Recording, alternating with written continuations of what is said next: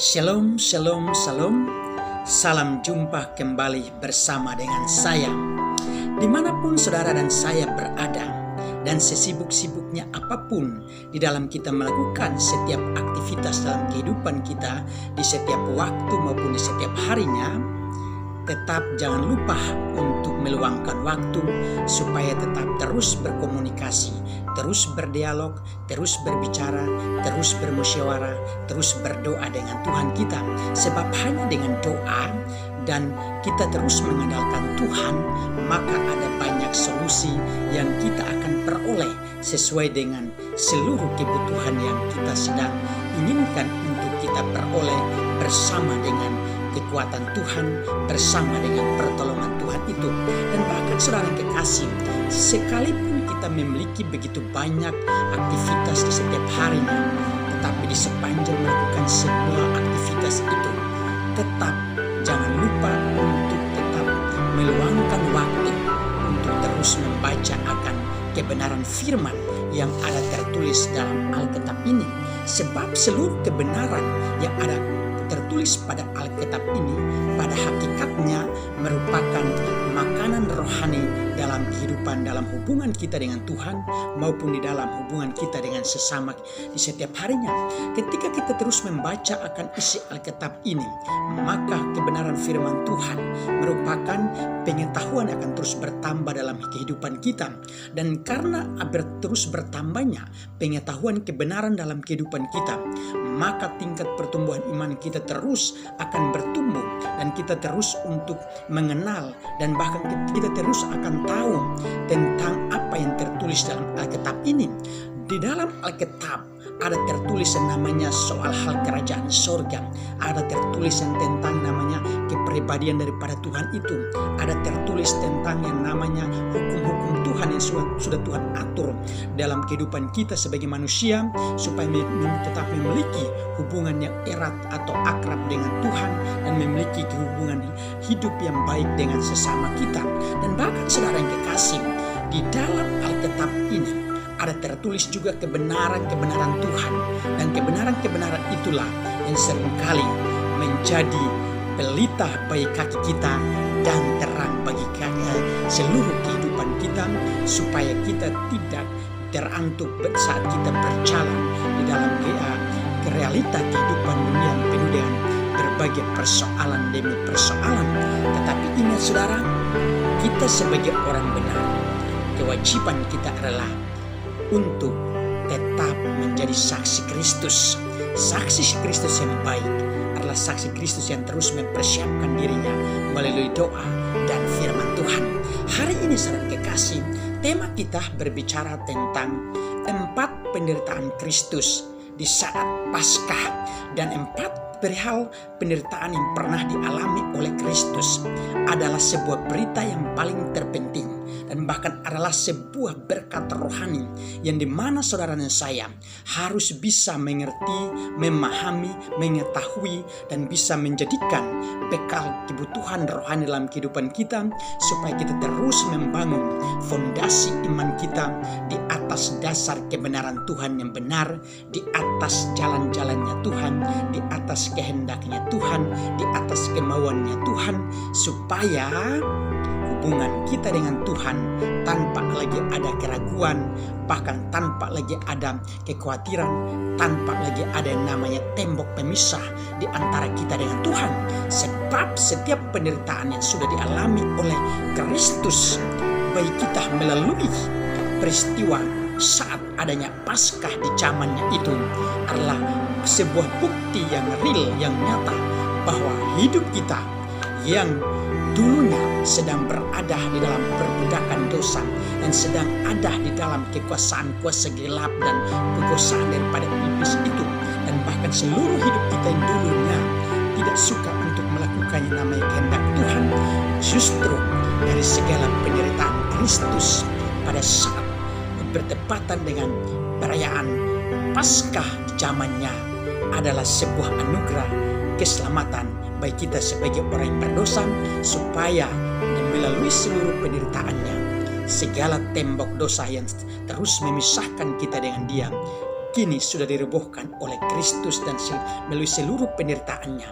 Dan kita kini hidup dalam Kristus dan Kristus ada dalam kita. Dan kita sudah menjadi satu dengan Dia. Kita sudah bisa beriman kepada Dia. Kita memiliki pengharapan hanya kepada Dia. Dan jalan hidup kita untuk menuju kepada surga sudah tidak menjadi penghalang dalam setiap langkah kita. Sebab hidup kita sudah tahu jalan kebenaran dan keselamatan yang benar hanya ada di dalam Yesus itu saja. Saudara yang kekasih, 4 perihal itu. Yang pertama adalah Yesus ditangkap. Matius pasal yang ke-26 ayatnya yang 47 sampai ayatnya yang ke-56. Saudara yang kekasih, ada pun hal-hal menarik di mana saat sebelum Yesus ditangkap, justru Yesus sudah melakukan pelayanan selama 3,5 tahun. Dan setiap pelayanan Tuhan itu selalu disertai dengan namanya memberitakan Injil, melakukan penginjilan, dan bahkan ia seringkali berkhotbah di dalam bait-bait Allah di zaman di kehidupan orang Israel pada waktu zaman yang dulu kala.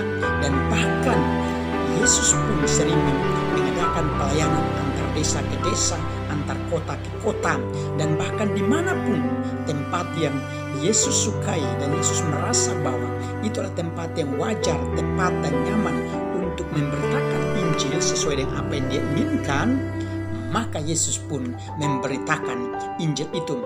Yesus memberitakan Injil tidak hanya di satu tempat, tetapi dari tempat yang satu menuju ke tempat yang lain. Tujuannya supaya kabar Injil yang penuh dengan damai sejahtera, penuh dengan pengharapan bagi banyak orang, bisa dapat didengar oleh banyak orang. Dan setiap orang yang mendengar bisa berbalik, percaya, dan hanya menyembah kepada Dia sebagai satu-satunya Tuhan yang benar, yang sebagai satu-satunya Gembala Agung yang bisa menuntun kehidupan banyak orang supaya terus berjalan melalui Dia supaya sampai kepada surga yang sudah disediakan oleh Dia. Haleluya. Saudara yang kekasih, dan bahkan yang lebih menarik lagi setelah saya mempelajari, rupanya sebelum Yesus ditangkap, di dalam setiap pelayanan Yesus, di saat Ia memberitakan Injil, maka ada banyak orang yang sering mencari Kristus untuk mendengar Injil. Dan bahkan kedatangan orang-orang banyak itu adalah untuk mendapatkan namanya solusi hidup terhadap setiap persoalan-persoalan mereka. Sehingga setelah Yesus memberitakan Injil kepada mereka, maka yang terjadi adalah Yesus menyatakan banyak mujizat di antara orang-orang yang seringkali mendengar akan pemberitaan Injilnya. Dan bukti-bukti mujizat yang pernah kita dengar melalui kabar sukacita itu melalui Alkitab, maka mujizat yang penuh dengan sukacita bagi kita adalah orang yang lumpuh kakinya, Tuhan Yesus menjamah lalu bisa berjalan lagi. Orang yang bungkuk belakangnya, Tuhan Yesus menjamah lalu bisa berdiri tegak seperti semula. Orang yang tuli telinganya, Tuhan Yesus menjamah lalu bisa mendengar seperti semula. Orang yang bisu mulutnya, Tuhan Yesus menjamah lalu bisa berbicara seperti semula. Orang yang buta matanya, Tuhan Yesus mencelikkan matanya sehingga bisa dapat melihat seperti semula lagi. Haleluya. Saudara yang kekasih, dan bahkan sebelum Yesus ditangkap juga, Yesus sudah melakukan perjamuan malam terakhir bersama dengan ke-12 muridnya. Dan perjamuan itu adalah sebagai tanda atau sebuah perjamuan terakhir bagi Yesus selama Ia berada di dunia di waktu itu. Sebab Yesus berkata bahwa melalui perjamuan itu, di waktu itu, bahwa Aku tidak akan memakan roti dan meminum anggur lagi sampai kepada hidup yang kekal. Nah, saudara yang kekasih, juga kita bisa dapat belajar lagi bahwa sebelum Yesus ditangkap, Yesus melakukan puji-pujian atau bernyanyi bersama dengan murid-muridnya di waktu itu. Dan setelah bernyanyi, baru Yesus pergi ke Taman Getsemani untuk Dia berdoa seorang diri di sana. Nah, kenapa Tuhan Yesus melakukan namanya bernyanyi bersama dengan murid? Dan menurut saya waktu itu sebelum Yesus ditangkap, Tuhan Yesus tahu bahwa apa yang tertulis pada Alkitab harus digenapi. Sebab di Mazmur katakan bahwa Tuhan meletakkan dasar puji-pujian atau nyanyian kepada manusia. Dari sejak manusia itu masih berumur bayi, Tuhan sudah meletakkan dasar nyanyian dalam kehidupan manusia. Jadi pentingnya nyanyian yang dinyanyikan oleh Kristus adalah merupakan sebuah kekuatan yang turun dari sorga. Dan ketika Tuhan Yesus bernyanyi, maka yang ada dalam kehidupannya sebagai manusia adalah ada ketenangan, ada sukacita, ada sumber penghiburan, ada sumber damai sejahtera, ada sumber pengharapan. Jadi ingat saudara, dalam pujian yang kita nyanyikan dalam hubungan kita dengan Tuhan, maka setiap nyanyian-nyanyian rohani yang kita sampaikan melalui mulut kita kepada Tuhan untuk membesarkan dan memuliakan Tuhan, semua itu ada dasar kekuatan yang khusus yang kita akan rasakan, yaitu ada namanya sukacita, penghiburan, damai sejahtera. Dan tujuan daripada Yesus menyanyikan pujian itu adalah sebagai tanda Yesus siap dengan satu hati yang penuh damai sejahtera untuk menerima persoalan yang sedang menanti dia di depan. Dan bahkan ketika Tuhan Yesus menyanyikan lagu itu, lagu-lagu yang dia pernyanyikan bersama dengan murid-muridnya, saya sangat yakin bahwa ada kekuatan Tuhan yang menaungi hidupnya sentiasa sehingga kuat untuk menghadapi setiap persoalan yang sudah menunggunya. Dan hal menarik lagi yang terakhir adalah sebelum Yesus ditangkap, Yesus sudah tahu persoalan itu, bahwa Yesus akan menderita. Dia tahu bahwa dia akan ditangkap oleh orang-orang yang tidak sukai dia. Untuk itu sebelum ia ditangkap, ia mengambil keputusan. Ia membawa beberapa muridnya menuju kepada Taman Getsemani. Dan di tempat inilah merupakan tempat terakhirnya Yesus untuk bergumul seorang diri bersama dengan Tuhan. Dan pergumulannya itu saudara kasih adalah untuk terus mendapat kekuatan supaya bisa tetap mampu menjalani setiap persoalan besar yang menunggu dia, yaitu dia akan segera ditangkap. Dan Alkitab mencatatkan bahwa di sepanjang pergumulan Kristus itu, setiap tetesan keringatnya itu adalah berubah menjadi darah. Dan darah yang tercurah atau yang keluar daripada tubuh Kristus pada waktu itu, bagi saya sangat menandakan bahwa Tuhan Yesus benar-benar mencintai umat manusia. Tuhan Yesus benar-benar ingin berkorban 100% bagi manusia. Dan Tuhan Yesus benar-benar mengasihi dunia dan segala keberadaannya. Dan Tuhan Yesus siap untuk mengorbankan dirinya, menggantikan seluruh kelemahan, seluruh kesakitan, seluruh perbuatan dosa yang telah dilakukan oleh manusia sebagai umat kesayangannya. Dan karena Tuhan Yesus sangat sayang akan seluruh dunia dan seluruh manusia yang ada di dalamnya, maka Tuhan Yesus rela untuk mencucurkan darahnya, rela untuk memberikan seluruh kesungguhan hatinya supaya bisa dapat memenangkan kembali manusia yang telah dijadikan oleh Tuhan, namun melanggar atau mengkhianati Tuhan dengan melakukan segala dosa. Ingat saudara, pergumulan Yesus bukan saja hanya untuk orang berdosa saja, tetapi pergumulan Tuhan Yesus adalah untuk seluruh dunia ini, yaitu untuk semua orang yang sudah percaya maupun tidak percaya.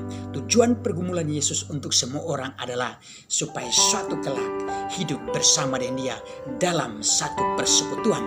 Doa Tuhan Yesus untuk semua orang yang ada di dalam dunia ini ada tertulis dalam Yohanes pasalnya yang ke-17.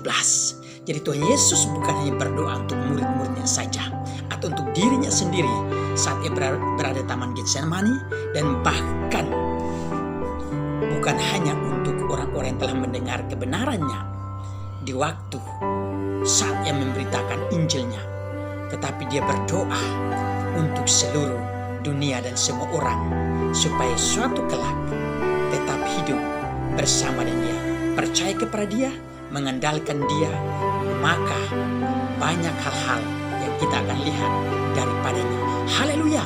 Dan saudara yang kekasih, ketika Yesus ditangkap, maka ada berbagai orang yang memberikan alasan-alasan bahwa Yesus ditangkap karena alasan dengki. Dan hal dengki atau iri hati ini sering bermunculan dari kubu para orang-orang Farisi, ahli-ahli Taurat.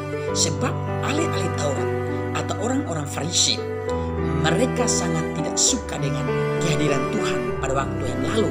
Sehingga saat Tuhan Yesus ingin memberitakan Injilnya dalam bait Allah dan maupun di luar bait Allah, dan bahkan di mana saja waktu itu Yesus memberitakan Injil, ada berbagai tanda-tanda mujizat yang besar yang terjadi. Dan bahkan banyak orang datang untuk percaya kepada Dia sebagai Tuhan. Dan bahkan ketika banyak orang semakin bertambah jumlahnya mengikuti Kristus pada waktu itu, maka pihak orang-orang Farisi, ahli-ahli Taurat, mereka sangat dengki dan mereka berencana untuk menangkap Dia saat Ia pelayanan. Tetapi justru mereka juga menyadari bahwa jangan Yesus ditangkap saat sebelum Paskah, sebab jika mereka menangkap Yesus di saat Tuhan Yesus masih pelayanan, maka yang mereka mengkhawatirkan adalah akan terjadi keributan di antara sesama orang Israel pada waktu itu, atau keributan dalam rakyat Israel tentang, sebab ada dua kubu, satu kubu percaya kepada Kristus, satu kubu tidak percaya. Dan inilah yang dijaga dengan baik oleh orang-orang Farisi dan ahli Taurat supaya jangan terjadi keributan, sehingga mereka merencanakan supaya menangkap Yesus dan melakukan hal-hal yang tidak berkenan atau hal-hal yang tidak sesuai dengan kehendaknya adalah di saat ada terjadinya perayaan Paskah. Jadi saudara kekasih, dan sekalipun ada berbagai alasan, bahwa termasuk alasan daripada yang datang daripada mantan muridnya yang bernama Yudas yang mengkhianati Dia. Yudas memberi tanda kepada orang-orang yang akan menangkap Yesus bahwa orang yang akan kucium itulah Dia. Tetapi ingat, sekalipun alasan Yesus ditangkap karena orang Farisi, ahli Taurat, dan bahkan Yudas sendiri yang mengkhianati Dia, tetapi semua alasan itu bagi saya kurang tepat. Tetapi alasan yang tepat mengapa Yesus ditangkap adalah berdasarkan apa kata Yesus sendiri pada waktu itu. Yesus menyatakan bahwa Ia ditangkap supaya terjadi penggenapan mengenai apa yang ada tertulis di dalam kitab suci mengenai dirinya sendiri. Yesus datang ke dunia adalah untuk memberikan kasih yang besar, kasih yang penuh pengorbanan untuk dunia dan segala isinya yang telah berdosa kepada Dia. Sehingga Yohanes pasal yang ketiga ayat yang ke-16 berkata, barang siapa yang percaya kepada Dia tidak akan binasa, melainkan beroleh hidup yang kekal. Ketika Yesus ditangkap, maka bagi saya tugas dan tanggung jawab Yesus dalam memberitakan Injil tentang kabar baik sukacita yang membawa damai sejahtera terhadap setiap orang ada di dunia ini sudah selesai, sudah terhenti, dan segala mujizat-mujizat yang dilakukan pada waktu itu saat Yesus ditangkap semua sudah selesai. Dan tugas Yesus selanjutnya saat Ia ditangkap dan sebelum Ia mati atau meninggal di waktu itu, tugasnya adalah Ia terus fokus kepada apa yang menjadi kehendak Tuhan yang harus terjadi melalui kehidupannya, yaitu untuk menjadi juru selamat bagi semua manusia, menjadi penebus dosa bagi semua orang. Untuk itu fokus Tuhan Yesus saat Ia ditangkap adalah melihat apa rencana Tuhan yang paling utama di waktu itu. Haleluya. Itu hal yang pertama, saudara yang kekasih. Hal yang kedua adalah Yesus diadili dalam Matius pasalnya yang ke-26 ayatnya yang ke-57 sampai ayatnya yang ke-68. Saudara yang kekasih, ketika saat kita berbicara soal tempat di mana seseorang diadili karena bersalah atau benar, yang disebut biasanya kita kenal adalah pengadilan. Dan pengadilan yang kita kenal sekarang, tugas dan fungsinya adalah untuk mengadili orang, menyelesaikan perkara orang, menyelesaikan masalah orang, dan bahkan mereka melakukan sidang untuk memutuskan perkara seseorang, apakah orang itu dijerat dengan hukum untuk dipidana atau orang itu bebas dari yang namanya hukuman. Untuk itu saudara kasih, tetapi menariknya ketika setelah Yesus ditangkap, justru para imam-imam dan bahkan Yesus disidang bukan di tempat pengadilan seperti yang kita kenal saat ini, tetapi yang menjadi tempat pengadilan bagi Yesus pada waktu itu adalah sesuai dengan apa yang dikehendaki oleh para imam-imam dan termasuk ahli-ahli Taurat, orang-orang Farisi. Mereka membawa Yesus menghadap ke mahkamah agama. Jadi mahkamah agama waktu itu memiliki sebuah kewenangan yang besar untuk berhak memutuskan Yesus benar atau Yesus bersalah. Dan keputusan-keputusan yang akan diambil oleh mahkamah agama pada waktu itu adalah berdasarkan hasil polling suara terbanyak daripada masyarakat Israel di waktu itu. Jika masyarakat di sana menyatakan bahwa siapa yang dibebaskan pada saat perayaan Paskah itu, maka pihak mahkamah agama akan melepaskan orang yang sedang terhukum. Tetapi jika mereka bilang tidak boleh melepaskan seorang itu, maka mahkamah agama pun mengikuti apa maunya rakyat pada waktu itu. Nah, saudara kekasih, ketika juga kita berbicara soal yang namanya pengadilan, maka di saat seseorang yang dituduhkan atau disalahkan dan bahkan dianggap dia sebagai orang yang paling bersalah sama seperti Yesus ini, maka kita dapat ketahui bahwa orang yang bersalah lalu diadili seringkali dituduhkan dengan kesaksian yang palsu. Bahkan para hakim atau para pejabat-pejabat mahkamah pada waktu lalu saat mereka mengadili Yesus, mereka mencari kesaksian demi kesaksian. Dan bahkan saat terjadinya persidangan mengenai kepribadian Yesus waktu itu, ada banyak orang mengolok-olok Yesus.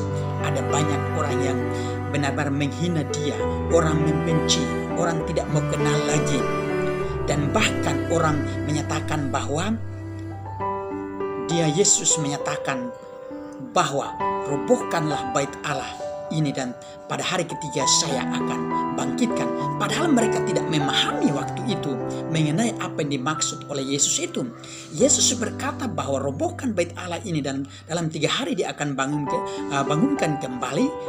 Bukan ia berkata tentang bangunan Allah yang secara fisik, tetapi dia berkata tentang bangunan Allah yang sebenarnya adalah mengenai dirinya.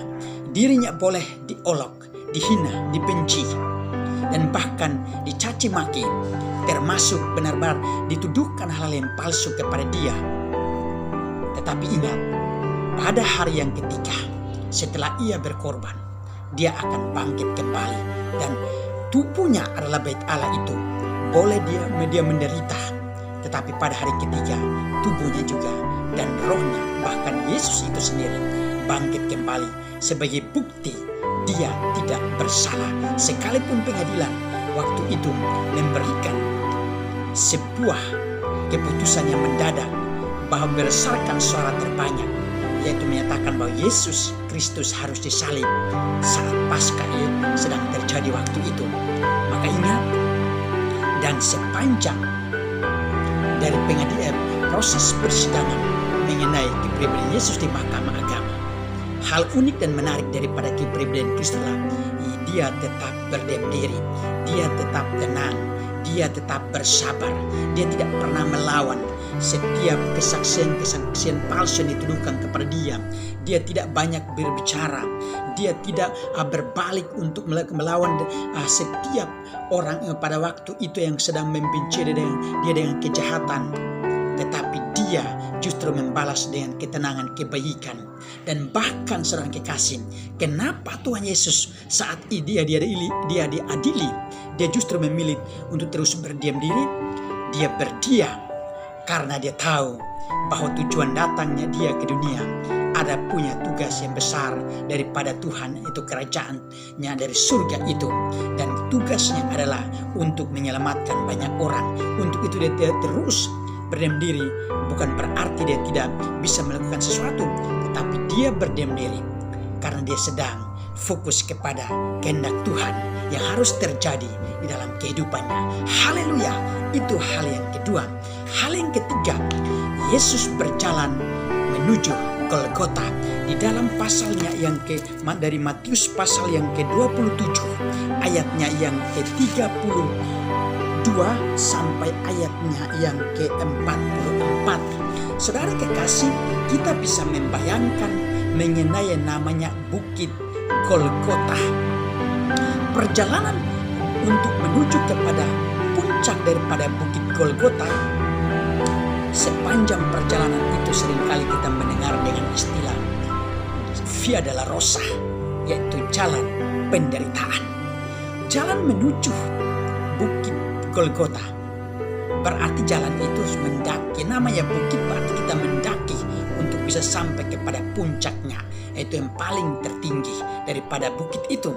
Nah, Bukit Golgota ini, saya tidak tahu berapa tingginya bukit itu dan berapa waktu lamanya dibutuhkan oleh Yesus waktu itu untuk berjalan dari kaki bukit itu sampai kepada puncaknya. Tetapi berdasarkan Matius pasal 27 ini, bahwa Yesus sepanjang menjalani perjalanan atau sepanjang melangkahkan kakinya untuk berjalan menuju kepada puncak daripada Bukit Golgota itu, benar-benar adalah merupakan sebuah perjalanan disebut Via Dolorosa, jalan penderitaan, yang benar-benar Yesus alami secara langsung di saat perayaan Paskah waktu itu.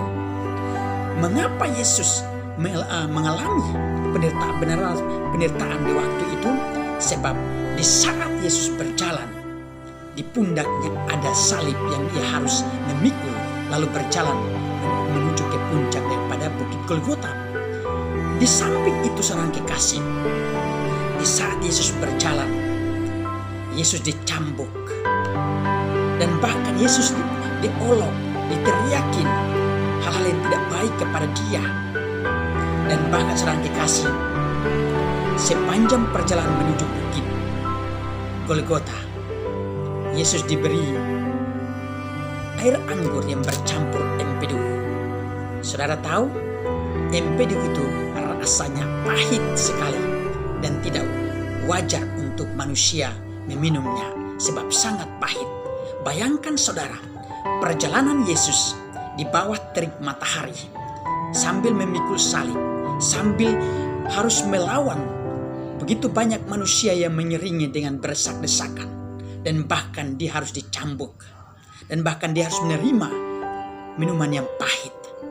Tetapi semuanya itu, ia tidak pernah menyatakan aku menyerah, atau dia menyatakan bahwa stop, berhenti untuk menyelesaikan tugasnya sebagai Tuhan Sang Juru Selamat itu kepada umat yang berdosa di dunia. Tetapi dan Yesus terus melanjutkan perjuangannya, pergumulannya untuk bisa menyelamatkan manusia yang telah berdosa. Dan bahkan yang lebih menariknya yang kita baca sesuai dengan kitab Matius pasal yang ke-27 ini, saat Yesus berjalan menuju kepada puncak Bukit Golgota yang disebut tempat tengkorak itu, Yesus tidak pernah melawan setiap musuh-musuhnya. Yesus juga tidak pernah memarahi setiap musuh-musuhnya. Yesus juga tidak pernah memanggil pertolongan dari siapapun.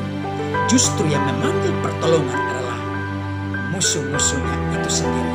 Ketika saat Yesus tidak sanggup untuk memikul kayu salib itu, justru musuh-musuhnya yang memanggil orang yang bernama Simon dari Kirene untuk memikul salibnya itu, supaya terus melanjutkan perjalanan sampai kepada Bukit Golgota.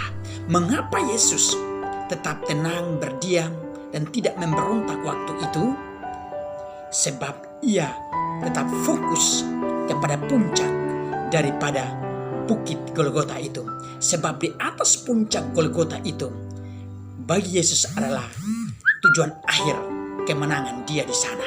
Dan itulah kemenangan dia yang paling terbesar atas segala musuh-musuhnya, termasuk kemenangan Tuhan Yesus yang paling terbesar terlihat oleh semua mata di waktu itu saat ia berada di atas kayu salib yang di puncak daripada bukit Golgota itu. Dan di atas atau dari atas bukit Golgota itu justru musuh-musuhnya menatap dia, dan bahkan banyak yang merasa bersalah, banyak yang menyadari bahwa mereka telah melakukan kesalahan yang besar terhadap orang yang benar. Puncak kemenangan Yesus waktu itu ada di atas bukit Kalvari yang disebut Golgota, tempat tengkorak itu. Dan di sanalah ia tersalib sebagai bukti ia adalah Tuhan yang berkorban untuk seluruh umat kesayangannya, supaya mereka memperoleh keselamatan dan hidup dalam hidup yang kekal, itu di surga nanti. Haleluya. Itu poin yang ketiga, saudara kasih.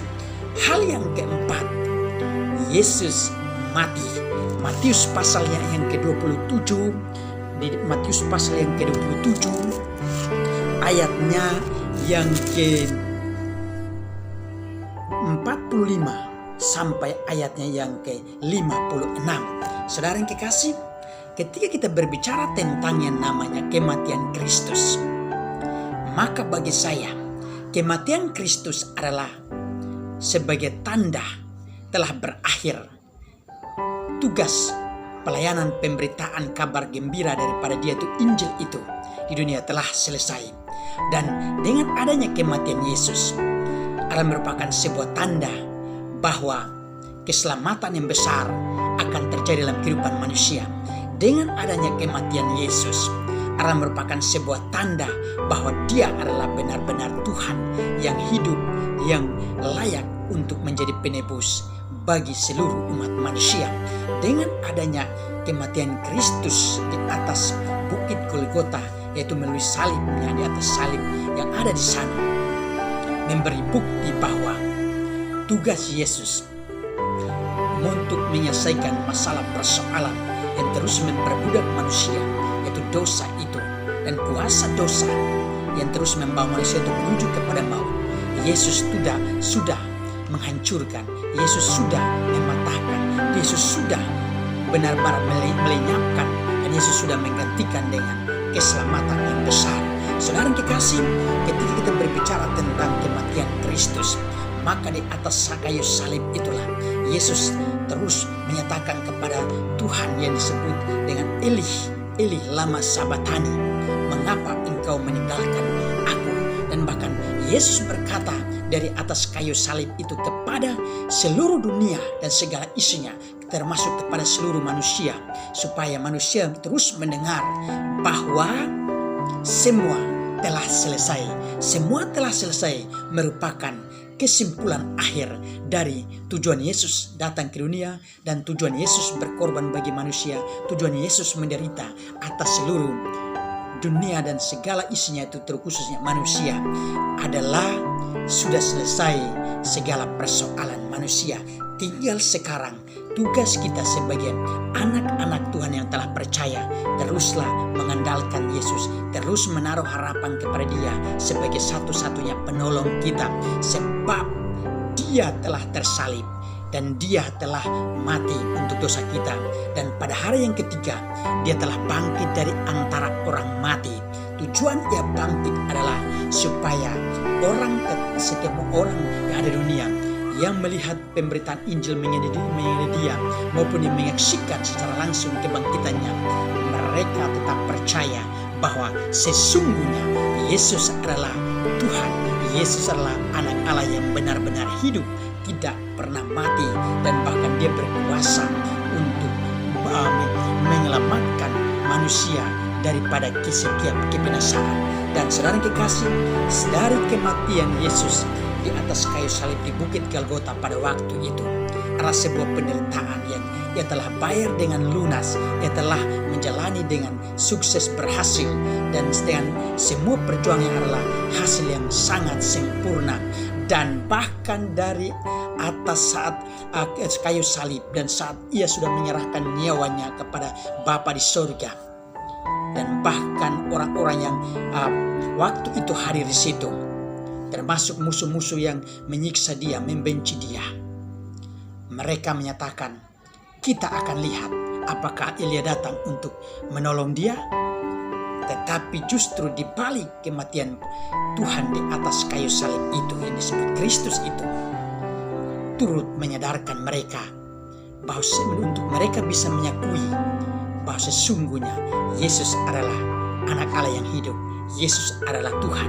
Dan bahkan penyakuan mereka itu benar-benar mereka menyadari datangnya dari hati mereka, keluar melalui bibir mulut mereka, bahwa Yesus itu orang yang benar, bukan orang yang bersalah. Dan bahkan saat kematian Yesus, ada berbagai peristiwa penting waktu itu. Kuburan-kuburan orang-orang kudus yang telah mati dalam Tuhan, justru orang-orang yang kudus telah mati dalam Tuhan itu bangkit. Dan di selanjutnya ceritanya adalah orang-orang kudus itu, mereka bangkit bersama Tuhan untuk hidup dalam tempat yang kudus bersama Dia. Dan bahkan ada terjadi yang namanya kegelapan. Bahkan ada juga peristiwa bait Allah terbelah. Dan saudara kekasih, ingat, kehidupan Kristus di dalam hal yang baik maupun di dalam semua penderitaan yang dialami di saat hari Paskah itu, semuanya selalu disertai dengan tanda-tanda yang heran. Dan setiap tanda-tanda yang heran yang Tuhan tunjukkan kepada dunia justru terus membuahkan hasil yang baik sampai hari ini, yaitu banyak orang sampai hari ini terus berbondong-bondong berbalik dari dosa lalu percaya kepada Tuhan. Dan di seluruh dunia ini, dari seluruh dunia yang ada tertulis atau ada terdapat sekitar 200 negara, sampai hari ini saya percaya nama Yesus sudah dikenal di mana-mana, dari ujung bumi yang satu sampai kepada ujung bumi yang lain. Dan sampai di zaman kita yang hidup di zaman anugerah ini, kita harus menyadari bahwa kematian Yesus adalah untuk kebangkitan rohani bagi kita. Dan bahkan kebangkitan Yesus adalah supaya kita terus memperoleh anugerah keselamatan yang besar senantiasa daripada Dia, mulai dari saat kita masih ada di dunia sampai kepada hidup yang kekal itu. Haleluya. Dalam nama Yesus Kristus, Tuhan Yesus memberkati. Amin.